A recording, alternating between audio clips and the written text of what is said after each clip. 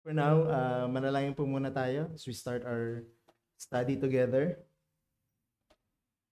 Aming Ama, kami po ay nagpapasalamat sa iyo sa hapong ito na muli niyo po kaming tinipon sa lugar na ito para kami po sama-samang mag-aral ng mga katotohanan hango po sa inyong banal na aklat. Papasalamat po kami sa inyong pag-iingat, bagamat medyo malakas po ang ulan, ay iningatan niyo po kaming lahat na makarating sa lugar na ito. Maraming salamat po sa kalayaan na meron kami na sama-samang umupo sa isang lugar at magkaisa sa pag-aaral ng mga katotohanan na huhubog sa aming pong pananampalataya bilang mga miyembro ng iglesyang ito. As we continue our study of the confession, bigyan niyo po kami ng mga puso na magpapasakop, ng mga kaisipan na makakaunawa. Ang mga katotohanan na ito ay hindi po namin nais matutunan just for the sake of intellectual assent, but our desire is to be molded by the truth of Scripture so that our lives will be pleasing before your sight.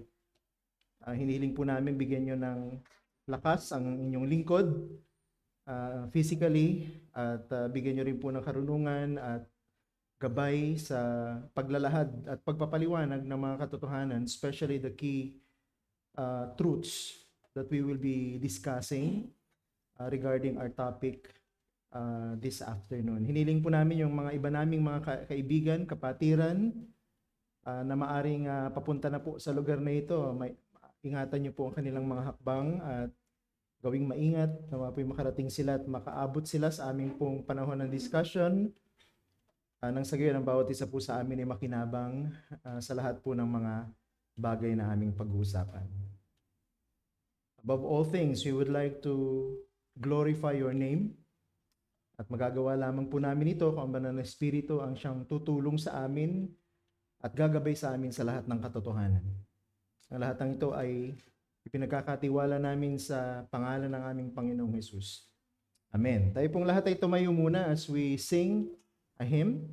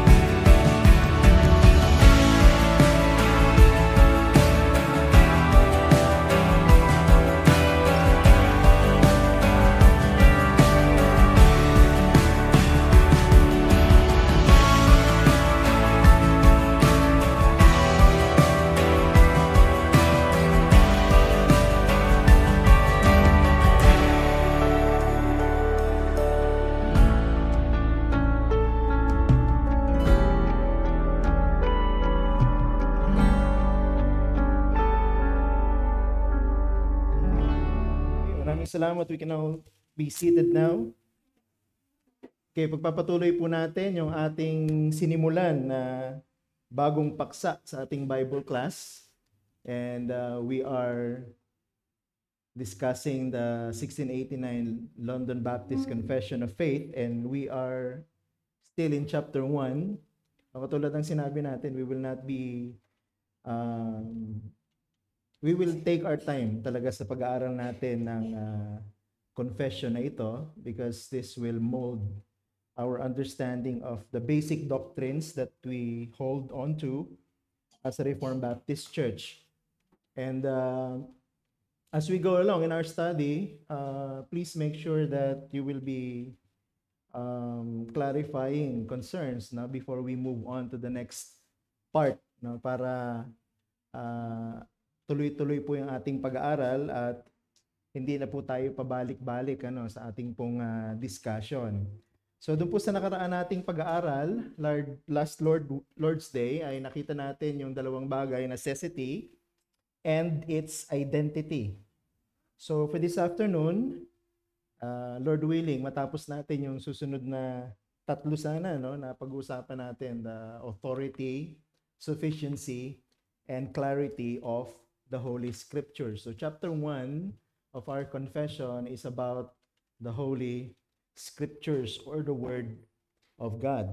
So pag-usapan natin yung authority, isa sa mga mahalagang bahagi ng ating paniniwala patungkol sa banal na salita ng Diyos. And we would like to divide this into two major parts. The first one is the objective part, and the second one is the subjective part. So, objectively, naniniwala tayo that the authority of Scripture is something that is proven. Okay? And anong basis natin na ang salita ng Diyos, objectively, ang highest or supreme authority ng lahat ng mananampalataya ng Panginoong Jesucristo na kabilang sa kanyang iglesia. The Bible is authoritative in itself because it is the Word of God. Okay? Bakit kaya mayroong authority ang Scripture over the church? The simplest answer is because the Bible is the Word of God. The Bible speaks for itself.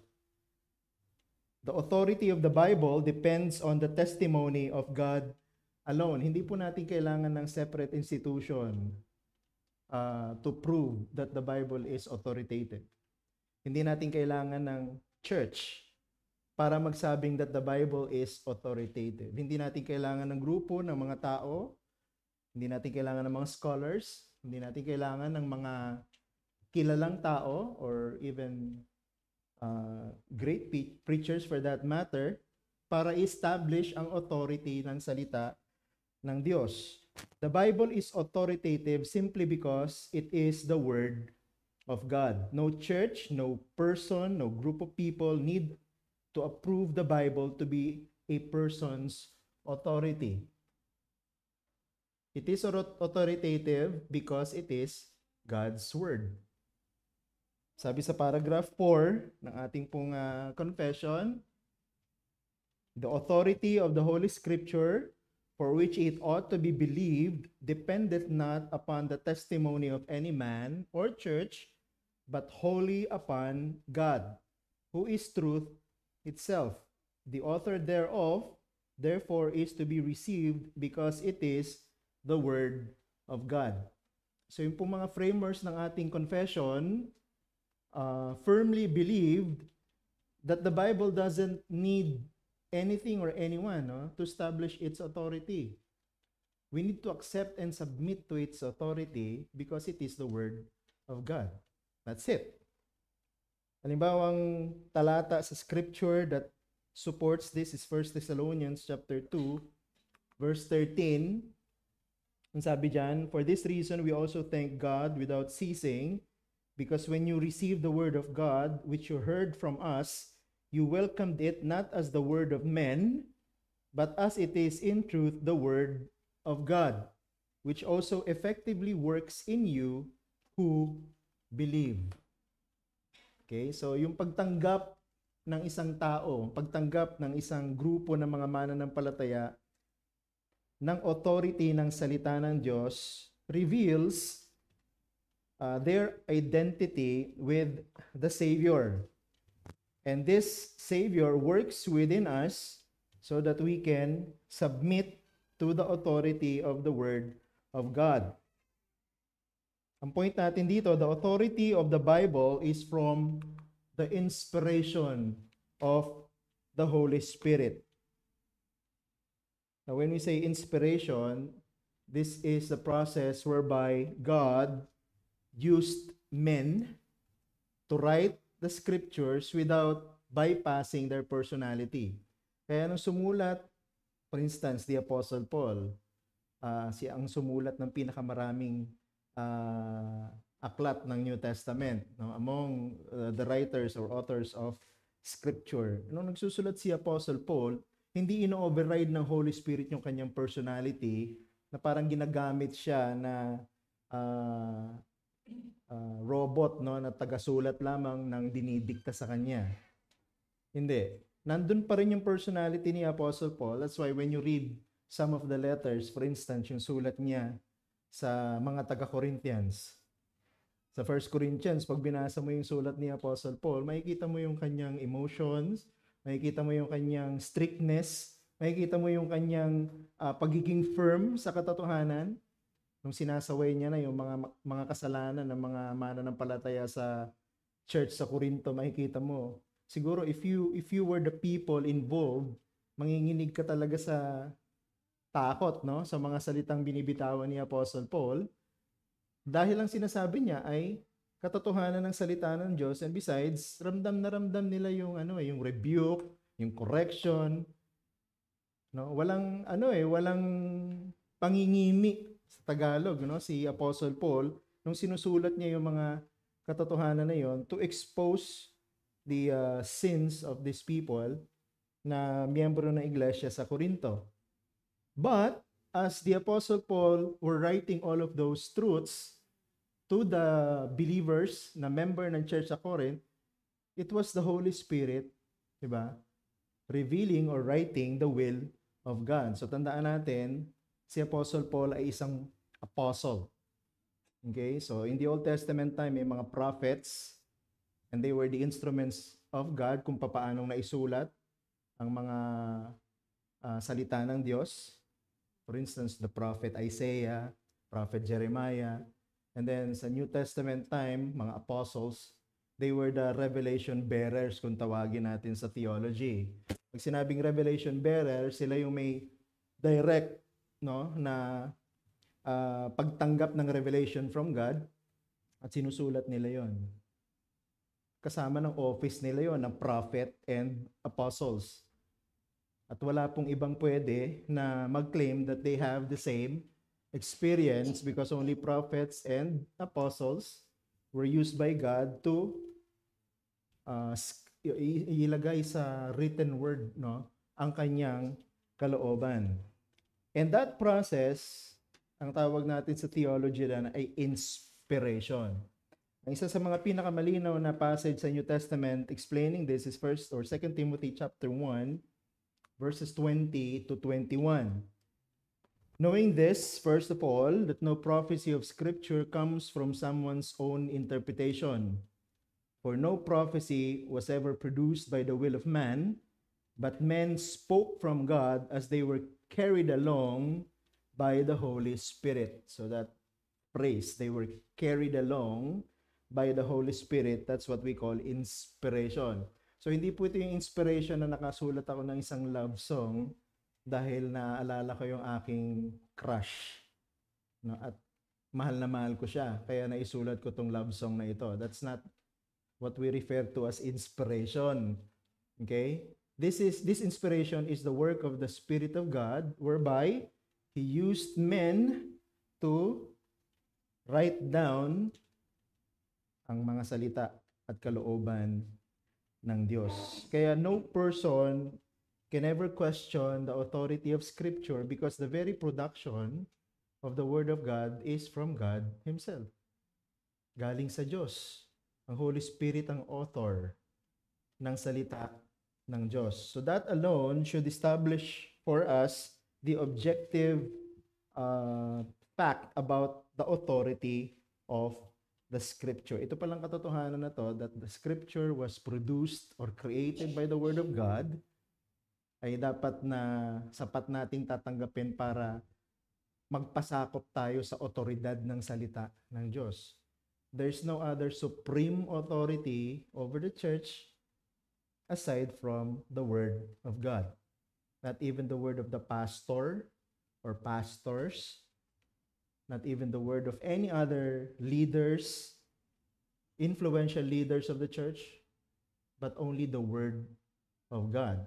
So anong implication yan? If certain matters arise within the church na may kinalaman sa ating pananampalataya at pamumuhay bilang mga mananampalataya, ang i-consult natin para mag-guide sa atin towards the decision na dapat nating gawin, hindi po yung popular opinion ng tao or ng grupo ng mga tao, kundi ang sinasabi ng salita ng Diyos. Okay? That's one example ng pagpapasakop sa otoridad ng salita ng Diyos. Even in church history, when you study, there are so many instances kung saan nagkaroon ng mga debate about heretical teachings. Wala tayong time para banggitin ang lahat ng yan. No, isa, siyempre, yung isa sa mga popular heresy, yung Arian controversy, kung saan dinideny na si Jesus ay God, kundi tao lamang, or even created by God. Yan yung pinaka-ninuno, no, ng pananampalataya ng isa sa mga pinakamalaking grupo ngayon sa ating bansa, ang Iglesyang Walang Kristo. Ano ang ginamit nila during those heated times of arguments and debate to establish the truth of the doctrine of the dual nature of the Lord Jesus Christ? Holy Scriptures. And what is interesting is, even those Arian proponents, they use the Scripture para i-prove yung kanilang paniniwala. Ayun ang interesting during those times. Ngayon kasi, ang heresy, di ba? Iba na ang pinag-uusapan, hinaghalo-halo ng mystical religion and so on and so forth. Hindi na Scripture ang ginagamit. Pero during those times, church history, ang ginagamit ng mga tao, heretical man siya o hindi, Scripture eh. At least during those times, makikita natin na mataas ang kanilang respect sa salita ng Diyos and they submit to its authority. Unlike today. Okay, let's move on. So, we saw na ang salita ng Diyos ay authoritative, objectively proven.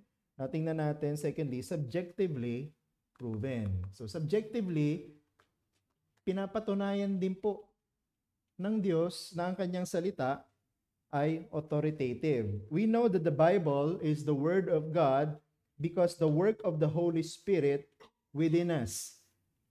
So, bukod dun sa objective, no, and external proof na ang Biblia ay authoritative at salita ng Diyos, meron din pong internal proof.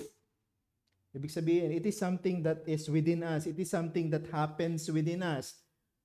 At ang nagpapatunay sa atin na ang Biblia ay salita ng Diyos ay ang banal na Espiritu mismo. Paragraph 5 ng ating pong confession states, we may be moved and induced by the testimony of the Church of God to an high and reverent esteem of the Holy Scriptures, yet, notwithstanding our full persuasion and assurance of the infallible truth and divine authority thereof is from the inward work of the Holy Spirit, bearing witness by and with the Word in our hearts. So, ibig sabihin, ito pong subjective na pagpapatunay na ang Biblia ay salita ng Diyos is something na may experience lamang ng mga totoong born again. Bakit? Dahil ang mga totoong born again lamang po ang pinananahanan ng Espiritu ng Diyos. At kung yung subjective proof sinasabi, it happens within us. Ang banal na Espiritu ang siyang nagpapatunay sa atin sa ating kaloob-looban na ang Biblia ay salita ng Diyos. John chapter 16 verses 13 to 14. Sabi niya, when the Spirit of truth comes, He will guide you into all the truth, for He will not speak on His own authority, but whatever He hears, He will speak, and He will declare to you the things that are to come. He will glorify me, for He will take what is mine and declare it to you. Ito pong verses na ito is very important. Kasi sa panahon natin ngayon, it's sad to note that many, even churches claiming to be evangelical, minsan ang kanilang focus, even in their worship services, nandun sa pag-exalt ng Holy Spirit. Okay, they mention the Holy Spirit very often. No, they sing to the Holy Spirit, they pray to the Holy Spirit. I'm not saying that those things are entirely wrong.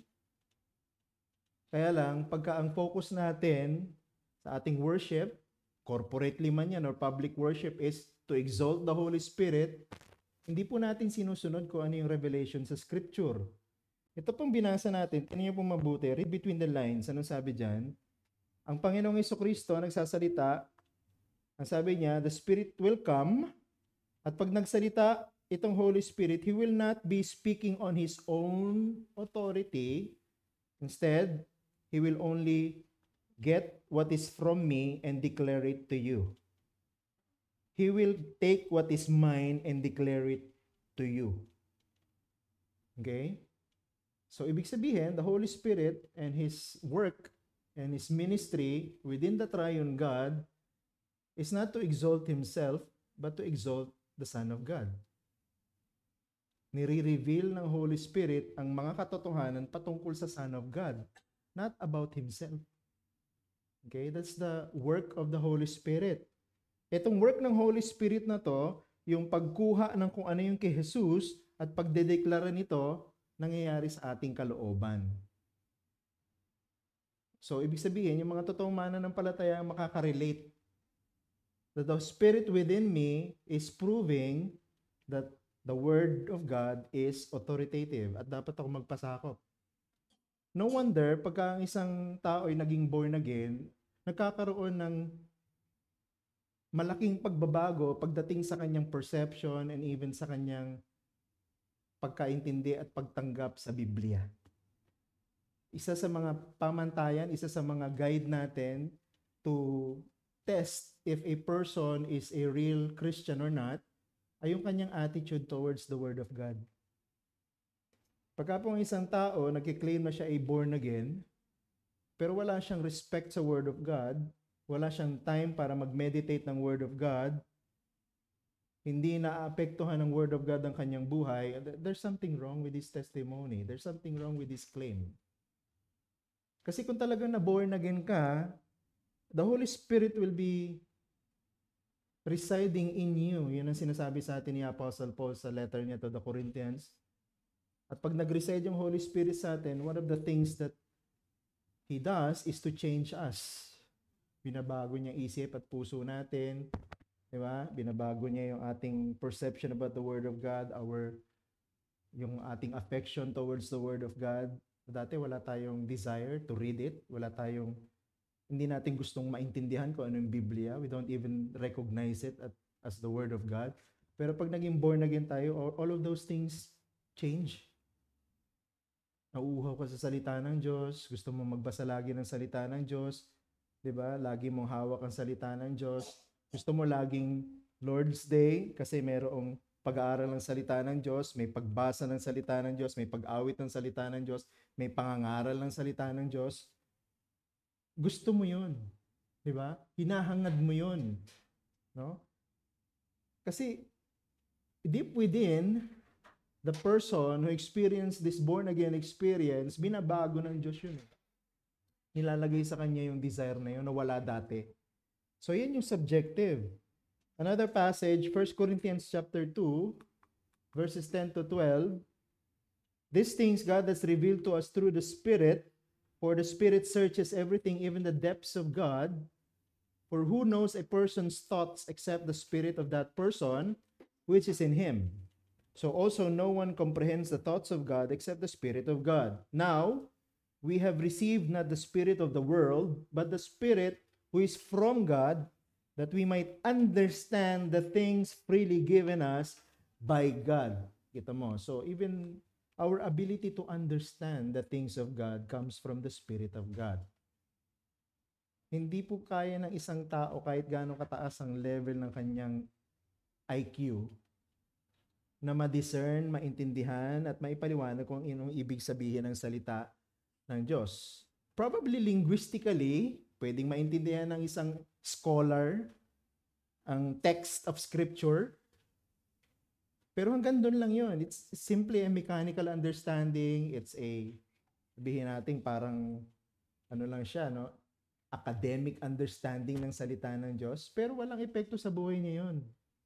Bakit? Kasi hindi niya nire-recognize na yung pinag-aaralan niyang text ay salita ng Diyos at walang binago ang Diyos sa puso niya at sa buhay niya to submit to the authority of that written word of God.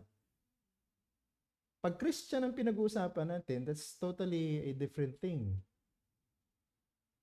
Kaya pag may issue, halimbawa issue ng doctrine sa loob ng church, at pinag-usapan at pinag-aralan ito at the end ay nakita natin ito ang turo ng salita ng Diyos, lahat ng mananampalataya should submit. Should submit. Walang dapat lumaban, walang dapat kumontra, walang dapat mag-appeal against kung ano yung in-establish na katotohanan. Magsasubmit tayo because that is the word of God. And by way of implication, our solemn duty to study the word of God, it is our solemn duty to study the word of God under the guidance of the Holy Spirit.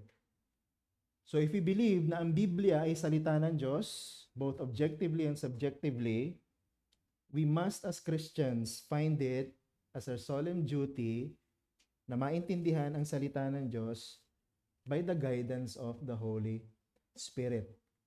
Besides, hindi mo talaga maintindihan ang salita ng Diyos without the Holy Spirit. Kung wala ang banal na Espiritu, hindi mo maintindihan. Tingnan mo yung sinabi dito sa 1 John chapter 2, verse 20 and 27. But you have been anointed by the Holy Spirit and you all have knowledge. But the anointing that you received from Him abides in you, and you have no need that anyone should teach you. But as His anointing teaches you about everything that is true and is no lie, just as it has taught you, abide in Him. Diba yung term na anointing of the Holy Spirit, usually nagagamit po ito ng mga charismatic groups. Again, exalting the Holy Spirit way beyond what His duty is as part of the triune God that's revealed in Scripture. Yung anointing dito ng Holy Spirit has something to do with what He does for the Christian. No? And what does the Holy Spirit do or perform for the Christian? To teach us about the truth.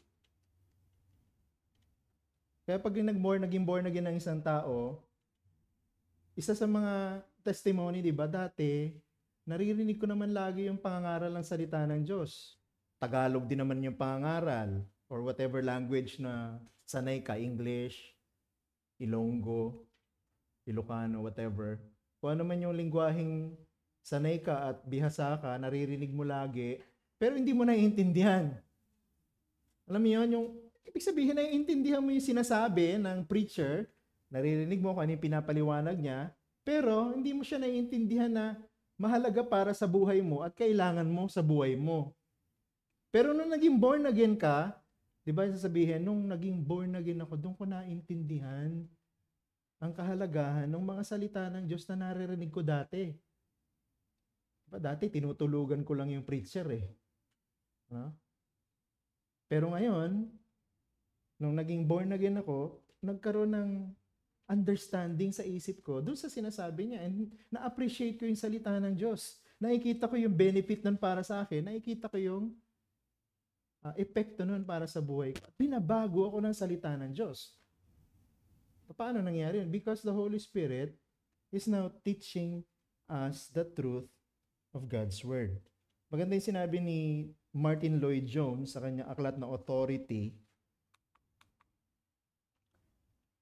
Sabi ni Lloyd-Jones, he takes his own word, he illumines it, and takes our minds and enlightens them, and we are thus made receptive to the Word of God. Kita mo, from the very beginning, taking the Word of God, to the reception of the Word of God, ay gawa ng Diyos. Gawa ng Diyos. Hindi po sarili nating sikap, no? Hindi sarili nating pagpapagal, hindi galing natin, kundi it's the Holy Spirit, it's God working in us. Diba? Kinukuha niya yung salita ng Diyos at pinapaliwanag niya sa atin, pinapalino niya yung ating pag-iisip tungkol doon at tinatanggap natin ang salita ng Diyos. It's all the work of God, the Holy Spirit. Diba? Kaya maganda mag-meditate di tayo sa katotohanan na ito na kung wala akong pagkauhaw sa salita ng Diyos, kung nabubuhay ako sa isang araw, o mas malala pa siguro kung nabubuhay ako ng isang linggo ng walang devotion, na hindi ko binubuklat ang Bible, na hindi ko inaaral ang salita ng Diyos, there's something wrong with you, kaibigan. Kasi sabi niya, no, it's God Himself working in us, taking His own word, illuminating it, opening our minds, making us understand it, and then enabling us to receive it. Kung hindi na-experience ng isang tao itong lahat ng stages na ito towards the reception and understanding of the Word of God, then question your profession of faith. Baka naman akala mo lang Christian ka. Kaya yung pinaka-basic test, yung salita ng Diyos, hindi mo lang minamahal kundi nauuhaw ka. At yung salita ng Diyos ang bumabago sa iyo, nag-iimpluwensya sa mga desisyon mo, humuhubog sa pagkatao mo. No? Kahit sa mga issues sa society, it is still the Word of God that guides you into all truth. Yung salita ng Diyos nagsasabi sa iyo what is right and what is wrong. Hindi yung popular perception, hindi yung popular view, no? Hindi yung no? Kundi yung sinasabi ng salita ng Diyos. Okay, so that's the authority of the Scripture, both objectively and subjectively proven. So let's move to the sufficiency of the Word of God. Paragraph 6 na po tayo ng chapter 1 ng ating confession. Okay, so yung ginagamit ko po sa ating pag-aaral ay ang English translation. Kasi meron po Tagalog translation. I'm trying to acquire a PDF copy of the Tagalog translation kasi isinali na po sa Tagalog ito ni Pastor Romy Andaya. At pag nakakuha po ako ng kopya, isi-share ko po sa ating group chat so that you will have a copy of your own. Kaya lang ako po personally, I find the English translation much easier to understand. Hindi ko po alam kung bias ako sa Tagalog or sadyang malalim yung pagkakasalin. Yung hawak ni Ate Lynn na translation, hindi po yan yung translation ni Pastor Romy Andaya, yan po yung translation ng CRBC. I think sila Ate Nessie ang nag-translate niyan. Sila Mrs. Ellis. Meron silang grupo before. Sila Pastor Brian, I think. Okay din yan. Wala namang problema kung anong gamitin po ninyo. As long as we are reading the same portion, and then we are trying to understand what it means.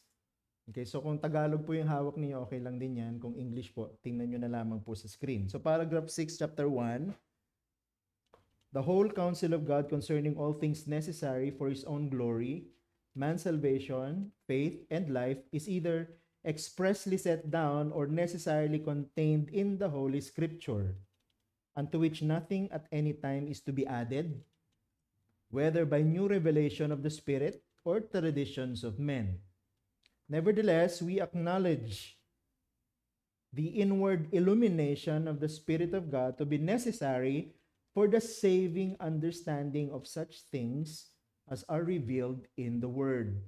and that there are some circumstances concerning the worship of God and government of the church common to humans, human actions and societies, which are to be ordered by the light of nature and Christian prudence according to the general rules of the word, which are always to be observed. Now, ang haba, at saka ang daming laman, So, gagawin natin, ihimay-himay natin yan. We will try to dissect this paragraph, at itry nating intindihin kung anong ibig sabihin ng ating mga framers ng confession patungkol sa sufficiency ng scripture from this paragraph. So, tingnan muna natin yung una, Inati-hati ko po yan sa ilang bahagi. So, unahin natin what sufficiency of scripture does not mean. Okay? Anong hindi ibig sabihin ng term na sufficiency of scripture? We believe that the Bible is sufficient. Ngayon ang tanong, ano ibig sabihin nun? Ano ibig sabihin na sapat o hindi kulang ang salita ng Diyos? So, unahin natin what it does not mean. I would like to break this down into several principles. Number one, everything about the will of God is not stated explicitly in the Bible. Ibig sabihin, siyempre bilang mga mananampalataya, bilang church, we would like to understand the will of God. Yun ang ating goal. Okay? Personally, corporately, ibig sabihin, individual Christian as a church, ang gusto natin maintindihan kung ano ang kalooban ng Diyos because we cannot please God without understanding the will of God. And we can only understand the will of God na ni-reveal niya sa Scripture. Ngayon ang tanong, lahat ba patungkol sa kalooban ng Diyos na dapat nating malaman o kailangan nating malaman ay nakalagay na sa Biblia? Kumpleto na ba? Nandito na ba lahat? Dito sa principle na ito, hindi po lahat ng kailangan natin na malaman patungkol sa kalooban ng Diyos ay sinulat ng Diyos sa Biblia. Hindi lahat ng patungkol sa kalooban niya isinulat niya. Yung pinakasimpleng paliwanag, hindi natin mauunawaan kung iahayag ng Diyos ang lahat ng gusto niyang i-reveal about Himself sa Scripture. Hindi natin kakayanin. We will not have the capacity to understand everything about God because God is infinite and we are finite. So hindi po lahat, di ba, ng patungkol sa kalooban ng Diyos mahahanap mo sa Biblia. Okay? Yun yung unang kailangan maging malinaw sa atin. Not everything about the will of God is explicitly recorded in the Scripture. Tandaan niyo sa Deuteronomy 29, may mga secret things that belong to God. Pero yung mga bagay na ini-reveal niya sa atin, those are the things that belong to us. And we need to understand those, yung mga revealed in Scripture. Yung mga hindi naka-reveal sa Scripture, those are the things that belong to God. Besides, hindi natin maintindihan yun. No? Kahit anong gawin nating pilit na ma-discover kung ano yun, hindi natin maintindihan yun. Pero itong maganda sa Diyos natin, yung ating Diyos na mapagmahal, yung ating Diyos na caring, binigay niya sa atin yung mga dapat nating maintindihan at yung kaya nating intindihin. At yung kailangan nating malaman. So let's be contented with that, Sabi dun sa confession, the whole counsel of God concerning all things necessary for His own glory, man's salvation, faith, and life is either expressly set down or necessarily contained in the Holy Scriptures. Ibig sabihin, what we have in the Scriptures is what we need to know. What is expressly set down, what is necessarily contained. Yun lang yung gusto ng Diyos na malaman natin. No? Yun lang. Yun nga ang problema Nilagay na nga lang ng Diyos yung kailangan at dapat nating malaman, tamad pa tayong diskubrihin. Diba? Sino ba sa atin dito ang nabasa na ang buong scripture from Genesis to Revelation? Hindi ko na patataasin ng kamay. No? Pero have you read the entire Bible from Genesis to Revelation? Yun pa lamang yung 66 books na ito na binigay sa atin na authoritative part of the canon of the Word of God, Yun yung expressly set down and necessarily containing scriptures or word of God, hindi pa nga natin nababasa. Hindi pa nga natin na-discover eh. Point, what may be by sound logic deducted from scripture has the authority of scripture itself. So what is contained in these 66 books? That's the word of God. And we can understand it by way of deduction, logically, at kung ano yung naiintindihan natin kasi revealed in that 66 books, yun ang Holy Scriptures, authoritative Word of God. Okay? Second, the Bible is not all-sufficient for every conceivable purpose. The Bible is not all-sufficient for every conceivable purpose. The scriptures may contain history or science, but it is not an exhaustive textbook for these subjects. Diba, pag nagbasa ka ng Bible, may makikita kang mga details yan. Uy, scientific. Uy, archaeological. Uy, historical. No? Minsan, biological. No? Biology. No? Si Apostle Paul, ginamit niya yung human body, no, as the best and clearest illustration of the church. That's biology. Di ba? Pero, hindi lahat ng detalyeng kailangan natin about these subjects matatagpuan natin sa scripture. Hindi natin pwedeng i-debunk yung mga claims ng scripture na historical, for instance, no? Dahil kinukumpara natin sa mga historical books na meron tayo ngayon. Yung mga sinulat na historical data sa Bible, hindi siya sinulat for the purpose of academic understanding or discovery. May point, no, why God included those information sa scripture.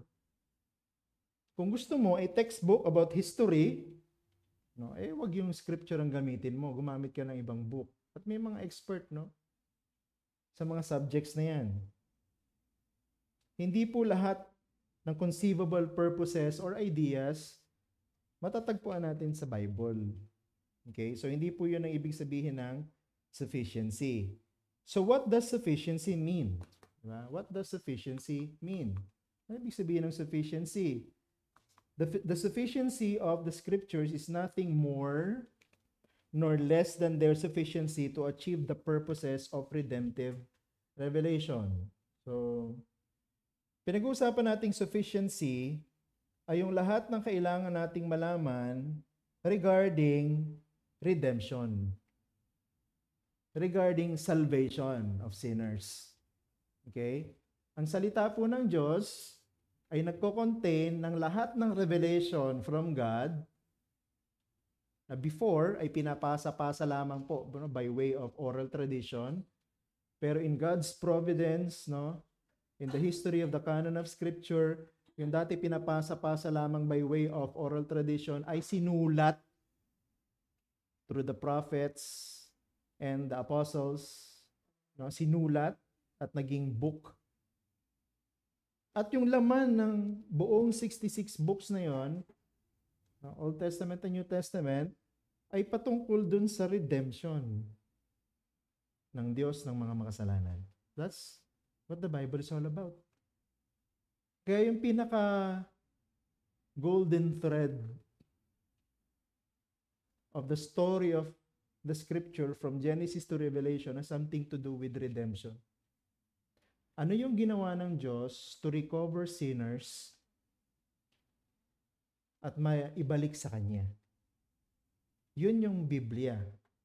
No? At nakalagay dyan at nakasaad dyan kung ano yung plano ng Diyos from eternity past, kung paano ililigtas sa mga makasalanan, paano in-execute ng Diyos to in human history, at paano na-accomplish ng Diyos, at paano ina-apply ng Diyos ngayon para yung mga elects, yung mga hinira ng Diyos will be responding to the call of the gospel by faith and repentance.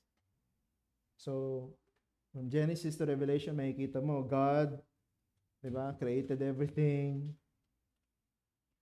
good, very good. And then nagkaroon ng pagpasok ng kasalanan and then everything messed up. Pero even from that very chapter 3 ng Genesis, kung saan dinideclare sa atin ng scripture kung papaanong nahulog sa kasalanan ng tao, ang Diyos nag-declare ng kanyang will regarding the restoration of this fallen sinner to himself. Kasi sabi niya sa Genesis 3:15, sa pamamagitan ng binhi ng babae, dudurugin ang ulo ng ahas. And then this verse will become the trajectory of the entire scripture until Revelation. Yung Diyos nangako na magpapadala siya ng Messiah na magliligtas ng mga makasalanan. At yung Messiah na yon, all throughout the history, di ba, ginamit niya yung mga patriarchs, Abraham, Isaac, Jacob, and then nagkaroon ng nation Israel, and from that nation Israel nagkaroon, 'di ba, ng preservation ng binhi ng babae. And then, 'di ba, si Satan, he tried everything he can to destroy the seed of the woman. 'Di ba? Kaya merong seed of the woman and then seed of the serpent, nag-aaway lagi 'yan in history, no? And the seed of the serpent is always trying na sisirain yung seed of the woman. Bakit? Because Satan knows very well na yung seed of the woman will be the Messiah. Pero hindi siya nagtatagumpay hanggang sa dumating yung point, nagpakita si Angel Gabriel sa isang dalagita, ang pangalan ni Maria, sinabi niya, magkakaroon ka ng anak sa pamamagitan ng kapangyarihan ng banal na Espiritu. And then alam natin, the Lord Jesus Christ was born, the seed of the woman, the Messiah. No? And then he assumed ministry at the age of what? 30. Then nangaral siya ng ebanghelyo hanggang sa nakita natin nagkaroon ng mga disciples, later on naging apostles. And then he was crucified, he died, and then he resurrected, and then he ascended to heaven. Ano ginawa niya sa mga apostles? Sinugo niya para ipagpatuloy ang misyon ng pangangaral ng ebanghelyo. At itong pangaral na itong ginagamit ng Diyos para yung kanyang mga hinirang tatawagin at kikilalanin na si Jesucristo ang tagapagligtas at Panginoon, mananampalataya sa Kanya. So that's the story of Scripture. Kung hindi mo naiintindihan itong storyline na ito ng Scripture, you will fail to appreciate what the Bible is all about. And the Bible is sufficient when it comes to that topic. Or everything that we need to know about dun sa sinamarize ko sa inyo, nasa scripture lahat. Kaya pag binasa mo yung lahat ng Bible with this storyline in mind, kaya pala gano'n, ano? Di ba yung series natin sa preaching ngayon is The Book of Esther? Di ba? Kung naiintindihan mo ito yung storyline ng scripture, tapos i-connect mo yung story ni Esther doon, kaya pala gano'n. Kaya pala hindi pinayagan ng Diyos na manalo si Haman na i-annihilate ang mga Israelita nung panahon na yon sa Kingdom of Persia because it will be through these people ipanganganak ang Messiah. Diba? That's the sufficiency of Scripture because all of the details we have in the Bible connected to redemptive revelation. Diba? Sabi dyan, the whole counsel of God concerning all things necessary for His own glory, man's salvation, faith, and life. So it is wrong to think that the scriptures are sufficient only to show us the way of salvation. Totoo naman, no, na gusto nating maintindihan yung kaligtasan, we need to go to the scripture. Pero hindi lang po yun yung purpose ng scripture, no? Much more pa eh. Yun yung primary, of course. Maintindihan natin ang way of salvation by understanding the Scripture. The Scriptures is sufficiency of the Scripture regarding the redemption of man is clear, individually, corporately, in the whole ethical and religious sphere of life. So man's salvation, faith, and life. Ang Scripture ay sufficient hindi lang for salvation, but for faith and life. Kasi, okay, ang scripture ang tuturo sa atin ang way of salvation, but after that, what comes next? Diba? Anong susunod dun sa, okay, salvation, naligtas. What comes next? So we talk about faith. We talk about life. Saan natin kukunin yung lahat ng impormasyon na kailangan natin to understand this faith, to understand this Christian life from the Holy Scripture. So sufficient yan to show us not only the way of salvation, but everything we need to know about this faith, everything we need to know about this life. Okay, kaya hindi pwede yung isang professing Christian, laging sasabihin, ang weak ng faith ko. Ang weak ng faith ko. Napaka-brittle ng faith ko. Lagi ako na-stumble. Hindi pwede kasi kung talagang mananampalataya ka, it's your responsibility na mag-aral ng Biblia. It's your responsibility to understand your faith. It's your responsibility to develop that faith. Totoong kumikilos ang Holy Spirit sa atin to develop this faith, but we also have responsibility para ma-develop yung faith na yon. It's a combination of divine sovereignty and human responsibility. Hindi pwede magkahiwalay yan. Magkasama lagi yan. Sabi sa Philippians, God enables us to will and to do His will. Hindi lang natin gusto maintindihan, kundi kaya natin gawin. Dahil binibigyan tayo ng Diyos ng kakayahan. And then, the scriptures does speak about all we must do sufficiently as to the glory of God, the way of salvation, and the path of duty. Kaya dito meron tayong 1 Timothy 3:16 and 17. Familiar tayo lahat dyan. Sabi dyan, all scripture is breathed out by God and profitable for teaching, for reproof, for correction, and for training in righteousness, that the man of God may be complete, equipped for every good work. Napaka-comprehensive nitong verses na ito. All scriptures breathed out by God. Ibig sabihin, lahat po ng ito pong buong scripture na ito ay created by God. Came from God. At everything we need, teaching, reproof, correction, training in righteousness, nandyan lahat sa scripture na yan. To prepare us for every good work, to equip us, to make us complete. Eh, wala na po tayong ibang kailangan. Wala na tayong ibang new revelation na kailangan. Hindi na natin kailangan ng mga bagong prophet. Hindi na natin kailangan ng mga bagong apostles. They have ceased. Why? Because everything that we need to make us complete, equipped for every good work, to train us, to teach us, to correct us, to train us in righteousness, nandito na lahat sa scripture. Sufficient na siya. So everything we need to know to glorify God, everything we need to know to be a good Christian, everything we need to know to be an effective witness for the gospel, nasa scripture. Andito na. Kaya ang trabaho po natin, aralin ang scripture, mahalin ang scripture, spend time with it. Hindi po natin goal na maging expert sa scripture na anong chapter and verse.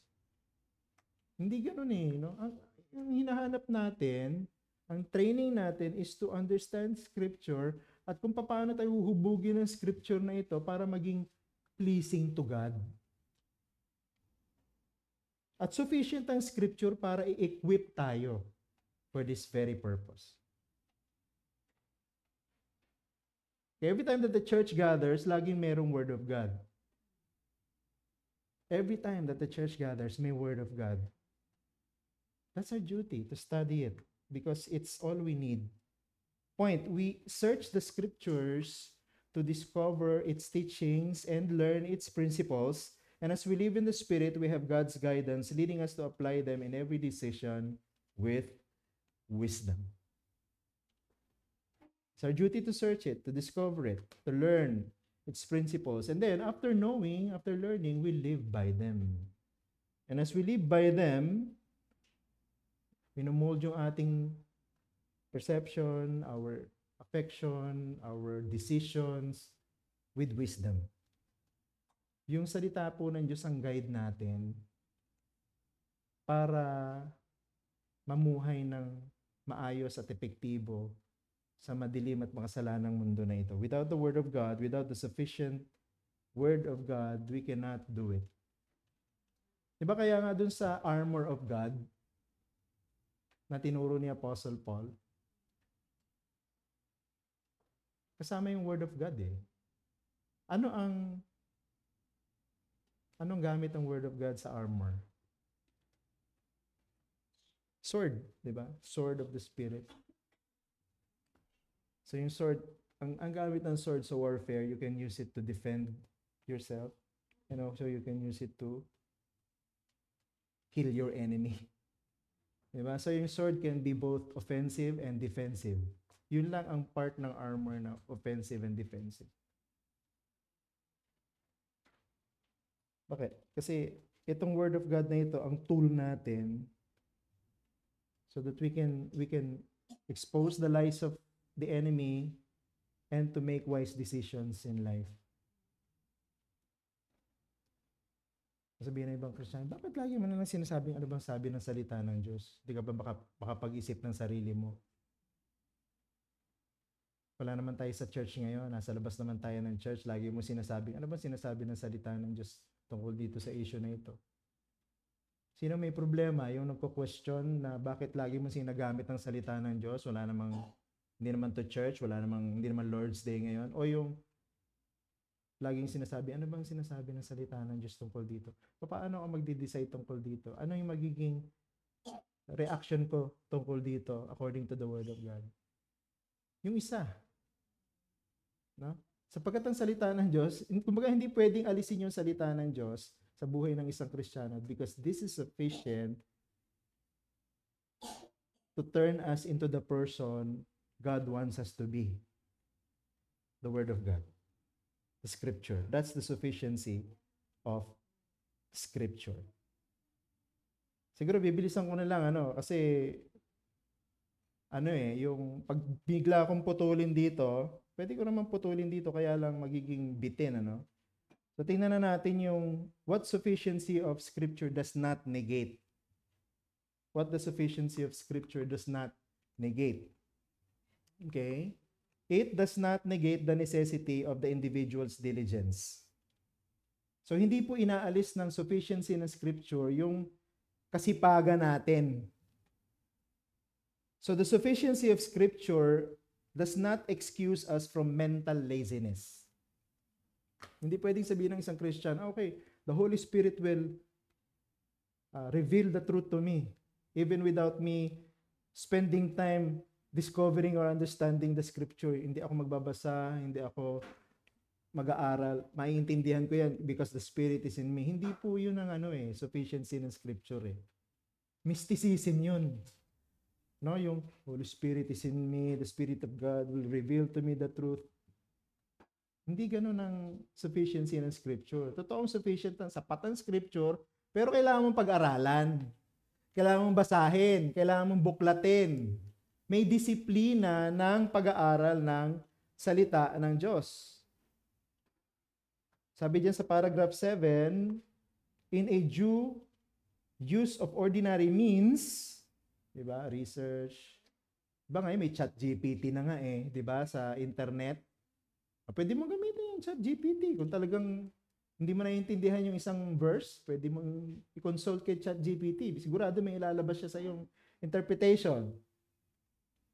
So ordinary means yan, may attain to a sufficient understanding of them or the Scripture. Ibig sabihin ng Diyos, binigay niya sa atin yung Scripture at sa kanyang providence, nagbigay din siya ng maraming mga pamamaraan and tools para maintindihan natin yung Scripture. Sa panahon nga natin ngayon, modern na, di ba? Ang dami na nating tools, may internet, di ba? May mga YouTube videos explaining to us the Word of God. Kailangan mo lang mag-ingat kasi hindi naman lahat ng nasa YouTube dapat nating pakinggan. Baka mamaya, Suryano na yung pinapakinggan nyo. No? Okay, yung nagpapakilalang apostol. Hindi na yun. No? Dapat i-screen mo din. Napalagay ko kasama yan sa sa ating pagiging matalinong mananampalataya. Proverbs chapter 2, verse 4. Search for them as you would for silver. Seek them like hidden treasure. So duty nating hanapin, aralin, tuklasin kung anong ibig sabihin ng salita ng Diyos. And then, secondly, it does not negate the necessity of the Spirit's teaching.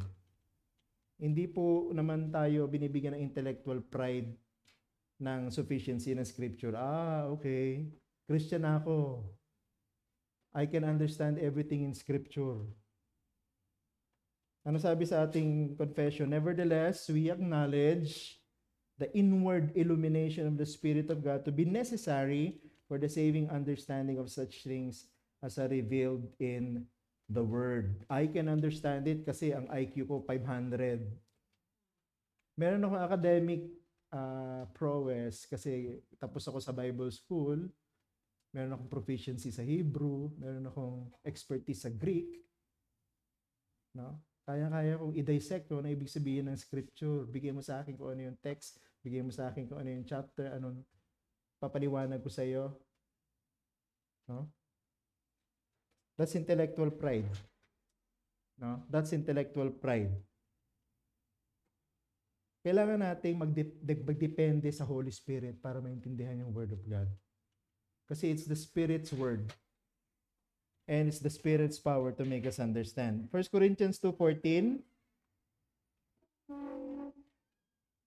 But people who aren't spiritual can't receive these truths from God's Spirit. It all sounds foolishness to them, and they can't understand it, for only those who are spiritual can understand what the Spirit means. Diba? So, ang salita ng Diyos is a spiritual resources for us, so we can only understand it through the power of the Holy Spirit. Kaya, pagka nagdi-devotion ka, you ask the Spirit to reveal to you the truth. You ask the Spirit to give you wisdom to understand the Word of God. Panginoon, ano pong ibig sabihin nito? Ang tanong ay, bakit mo kailangan maintindihan? Kasi kailangan mo i-apply sa buhay mo kung ano yung ibig sabihin ng salita ng Diyos. At Holy Spirit ang magre-reveal sa iyo kung ano ibig sabihin ng salita ng Diyos. These are spiritual matters, and only the Spirit of God can reveal it to us. Then, lastly, it does not negate the necessity of common sense. So yung doctrine of the sufficiency of God, hindi naman tayo tinuturuan maging unreasonable. Actually, tinuturuan tayo ng kabaligtaran maging reasonable. Ang sabi dun sa confession natin, sa paragraph na yan, that there are some circumstances concerning the worship of God and the government of the church. So ito na yung halimbawa, worship service, polity of the church, common to human actions and societies, which are to be ordered by the light of nature and Christian prudence, according to the general rules of the word, which are always to be observed. May mga bagay po na concerning sa church, halimbawa yung liturgy ng church, 'di ba? O kaya yung mga practical matters inside the church na pinagkatiwala ng Diyos sa atin sa ating sariling karunungan by light of nature, Christian prudence, by way of general rules from the Word of God, we can decide what is best, what is correct. Halimbawa, the Word of God is central in the life of the church. 'Di ba? Naniniwala tayo, walang supreme authority aside from the Bible sa church. So, pagdating natin sa physical appearance ng ating church, sa ating worship service, paano natin ipoportray that the Bible is central and supreme pagdating sa church? So, sa itsura ng ating worship hall, pinapakita natin that the Word of God is central by putting the pulpit in the middle of the stage. So, that's Christian prudence. So, that's light of nature. That's human wisdom and understanding. Wala kang makikita na isang church na naniniwala, tagtuturo, the Bible is the authority of the church, na ang pulpit nandun sa gilid. Siguro nung panahon ng Renaissance, no? Nung panahon siguro ng Dark Ages, walang pulpit. Yung pulpit nasa gilid. No? Bakit? Kasi hindi sila naniniwala that the Bible is the supreme authority. Pero ang church na naniniwala that the Bible is the supreme authority, by way of common sense, we put the pulpit in the middle of the stage. Because the center and the foremost activity of the church every time it gathers is to listen to the preaching of the word of God. Okay, so siguro popos ko na muna dito kasi nag-enjoy na ako. Baka hindi ko na, mahaba pa itong lesson ko dito. May clarity pa tayong pag-uusapan. So, I will pause for now and then tutuloy na lang po natin sa susunod kasi baka ma-information overload ko na kayo eh. Na baka po, mamaya makita ko na yung dugo, no? Yung ilong dumudugo na, no? Baka mamaya mag-usap-usap tayo dyan eh. Sabi sa paragraph 4 ng chapter 1 ng confession, gano'n na ang usapan natin. Ano? May question po ba kayo? Tuloy na lang natin tong topic na ito. Nag-enjoy ako discussin talaga to. I have so many things to say about these topics, lalo na doon sa first chapter. May question po ba kayo dito sa mga bagay na ito? Clarification? Objection?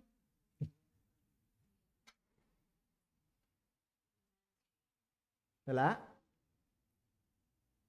Okay, so siguro, yung mga naunang paragraph na binasa natin, balikan nyo na lang po no, sa kung may kopya kayo. Actually, ito pong 1689 London Baptist Confession of Faith is available for free sa internet. No? Google nyo lang, no?